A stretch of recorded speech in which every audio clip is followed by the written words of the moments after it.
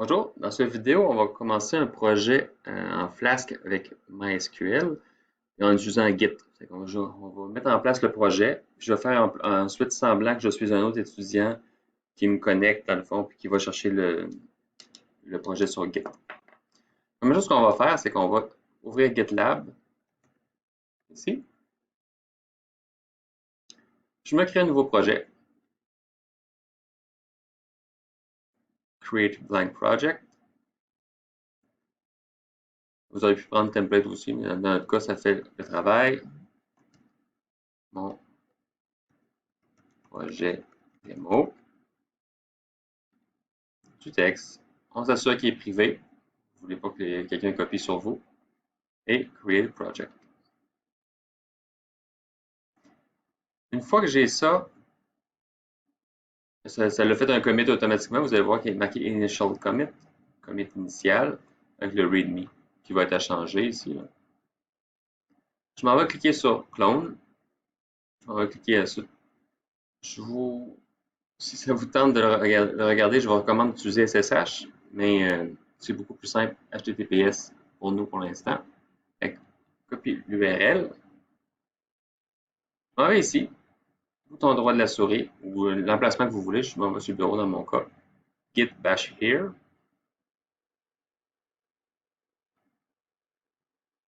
J'ai ça. Je vais faire git clone et le dépôt. Paste. Entrée. Ça clone le dépôt. Vous voyez, mon projet est ici.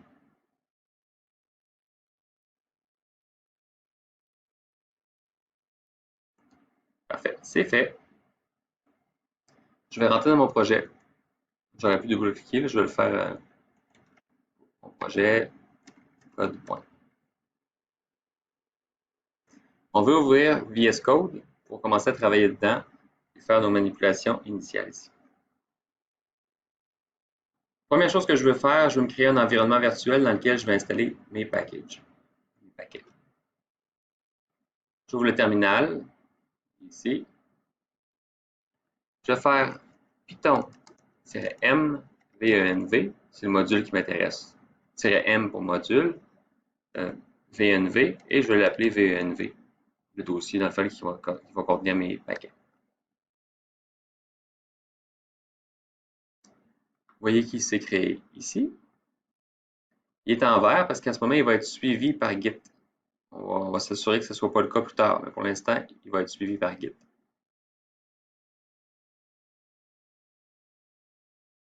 C'est quand même long. Là, je vais juste vous montrer qu'il est suivi maintenant. Git status. Il est là. Mais en fait, il est comme en modification. Et moi, je ne veux pas qu'il apparaisse là. Comment je fais pour qu'il apparaisse pas là? Je vais me créer un dossier, un fichier, ici, qui va s'appeler .gitignore. Comme ça. Dans lequel je mets VENV, le dossier. Si j'avais d'autres fichiers à ignorer, je les mettrais là aussi. Puis souvent, quand vous développez sous une plateforme, par exemple en C#, en .NET, mais ça vaut la peine d'aller voir en ligne pour voir s'il y a des gitignore qui sont déjà fournis. Vous recherchez gitignore pour la plateforme que vous cherchez, gitignore par exemple Flask, puis ça, vous allez trouver un gitignore qui est déjà fait. Moi, je mets juste ça pour l'instant. Je fais git status ici. On voit que mon fichier vemv n'est plus là, puis j'ai mon gitignore qui est ici. Parfait. C'était juste parce que je voulais être sûr de l'ignorer. Si vous l'envoyez sur GitLab, ce dossier-là, après ça, c'est plus compliqué de l'enlever. Ça se fait, il n'y a pas de problème, mais c'est juste, vous allez vous créer de la job. On ne l'envoie pas sur GitLab. Vous voyez que maintenant, il est gris. Il n'est pas suivi. Lui, il est vert. Il a été mis à jour. Puis, je pourrais l'ajouter à mon prochain commit, si je voulais. Mais pour l'instant, il est untracked. C'est-à-dire qu'il n'est pas rendu dans Git.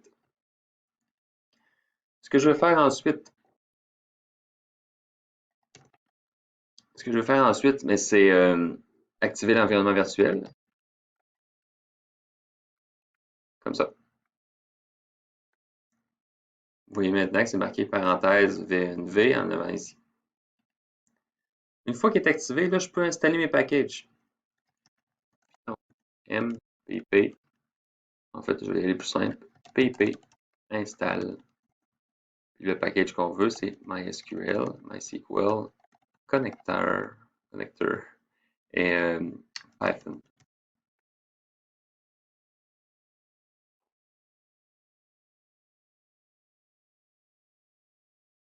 Good. Je fais la même chose pour Flask. Je vais tasser ma face.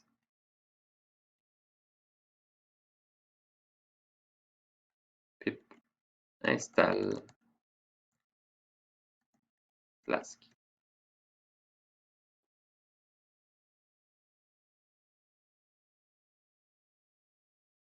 Good. Si je m'en vais ici dans... En fait, je vais faire une petite commande pour montrer, parce qu'on va être rendu à copier nos dépendances pour nos collègues. pp freeze. Ça montre les dépendances du projet. Il y en a que je n'ai pas installés. Ils se sont installés automatiquement parce que j'ai installé d'autres produits. Par exemple, quand j'installe Flask, ça installe automatiquement Jinja 2, Workzog, et ça installe aussi Markup Safe, je pense. Et puis, même chose quand j'installe MySQL Connector Python, mais ça installe autre chose. Ça installe ici Dangerous, je pense. Mais je sais pas. Moi, j'ai pas installé ça. J'ai seulement installé 2 packages, puis ils ont des dépendances, ces packages. Ça, c'est beau. Ce que je veux faire, c'est envoyer l'information qui est là et pouvoir la partager avec mes collègues. Ce que je vais faire, c'est ça ici. Pip freeze. La photo est encore là. Comme si j'en avais 2. En tout cas, je sais pas pourquoi je suis là 2 fois. Il y a un petit bug. Pip freeze, plus grand que.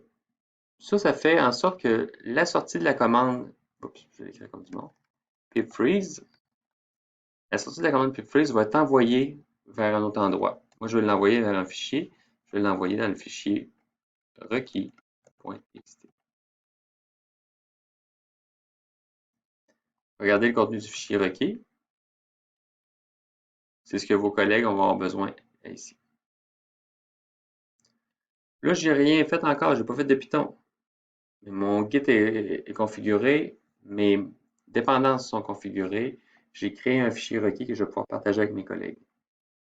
Je m'en vais ici, je vais faire git add étoile. En fait, je peux faire git status pour voir qu'est-ce qui se passe avec mon dépôt. On voit que j'ai un fichier gitignore et un fichier requis. Si je fais git add étoile, on va envoyer ici. Tiens. Git add étoile, ça va ajouter tous les fichiers. Juste faire attention avec l'étoile parce que ça ajoute tout. Si vous avez plusieurs fichiers en modification et que vous ne voulez pas tous les envoyer en même temps, faites attention. Je fais git add étoile. Je vais faire git status pour voir où est-ce que ça en est. Puis regardez, ils sont ici. Ils sont en vert. Et ensuite, je fais git commit. Je mets un message. env et git ignore, par exemple. Je regarde où est-ce qu'on en est. J'ai rien. C'est marqué nothing to commit, working tree clean. Mais là, en ce moment, ils sont encore sur mon poste. Je vais les envoyer sur le GitLab. Git push. Good. Si je m'en vais sur GitLab maintenant, puis je recharge la page, on voit que mes fichiers sont ici. C'est bon. Là, pensons à votre collègue. Votre collègue qui veut commencer à coder avec vous, il va pouvoir le faire. Je m'en vais ici. Je vais me créer un nouveau. Je vais aller ailleurs, en fait. Je vais me créer un nouveau dossier parce que sinon, je vais avoir un conflit de nom. Parce que mon projet démo, quand je vais faire un autre clone, ça va être le même nom encore. Je vais appeler ça collègue ici. Je vais rentrer dedans. Je m'en vais ici. Git bash. Ça, c'est comme si c'était votre collègue. Git clone. Il faut que vous lui ayez donné les accès, par exemple. Git clone. Je m'en vais chercher encore le HTTPS. Je l'envoie ici. Paste.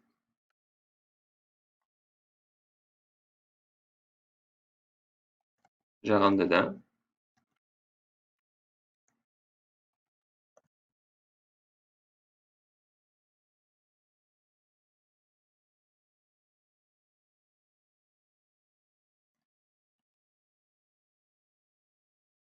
Je vais les mettre côte à côte ici.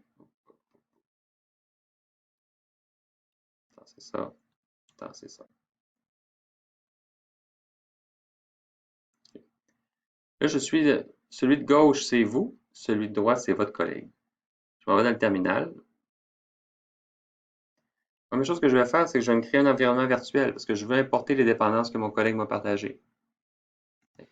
Python-m, c'est les mêmes commandes que j'ai fait tout à l'heure.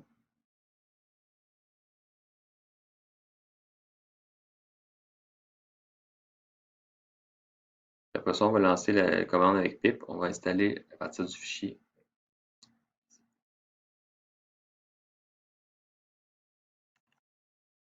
quand même long. Good. Ensuite de ça, on active l'environnement virtuel qui est activé à gauche chez vous, qui est activé à droite chez votre collègue. Là, j'ai mis côte à côte, mais imaginez-vous que vous ne travaillez pas en même temps et vous êtes sur deux ordinateurs différents normalement. Ensuite de ça, je vais faire pip install-r pour requirements requis. Requis.txt.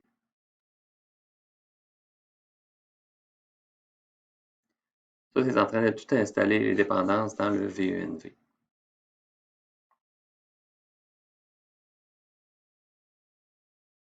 Good.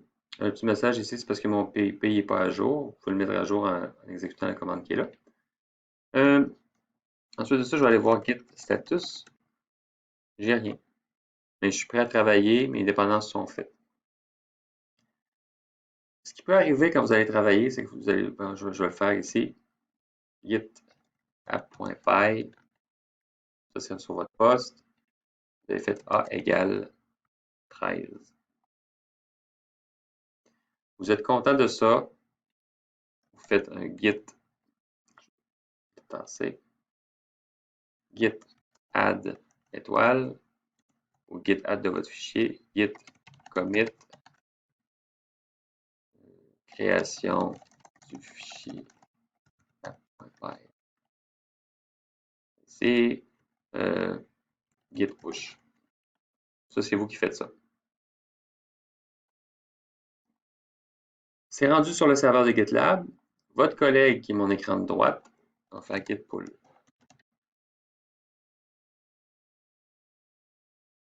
Ici. On voit que le fichier app est là. Là, ce qui peut se passer, et vous voyez ces 13 ici, si votre collègue rajoute B égale 25, c'est vraiment du code bidon, là. Puis vous, vous écrivez ici, oups, C égale 44. Vous décidez de le pousser. Là, c'est le même fichier. Vous et votre collègue avez modifié le même fichier. Git add étoile. Bien faire attention avec la add étoile. Moi, je sais que j'ai juste modifié un fichier, c'est que je le fais. Mais bien faire attention à ça. Git commit ajouter. Ah, je fais la même chose de l'autre côté. Git. Hop, il faut que je le pousse. Je ne l'ai pas poussé encore. Git push.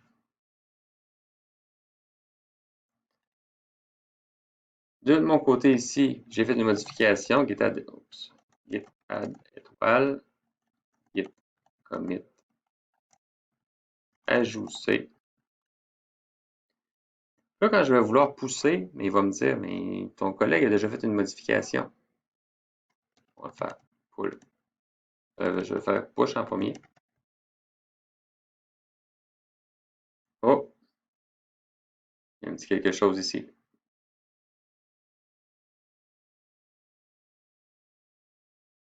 Fait que ça dit que tu as du code que tu n'as pas localement. Fait que je m'en vais ici. OK. Je vais faire mon git pull pour aller le chercher.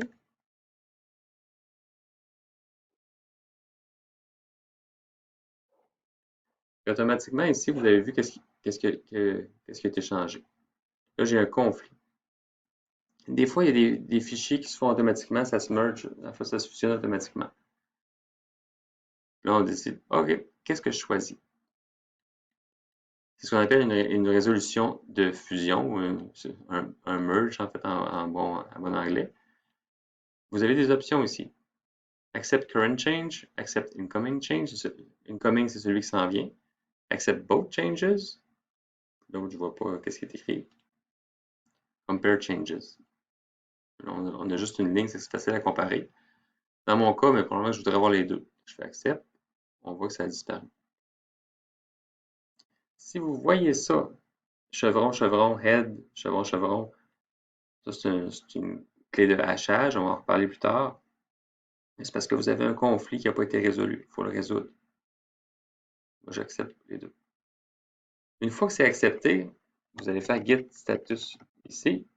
Vous voyez qu'il est modifié. Là, il faut que je refasse un commit. Je peux l'appeler merge ici. Oups, il y a un autre conflit qui n'est pas résolu.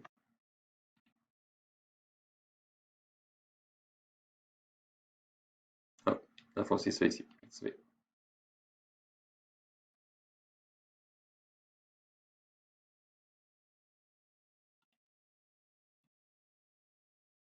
J'ai appuyé sur le petit plus qui était ici, dans la section contrôle de code source. Petit plus ici. Assurez-vous de confirmer un username. Ça ne me tente pas de faire ça. Je vais juste faire un git add, git commit, git push ici.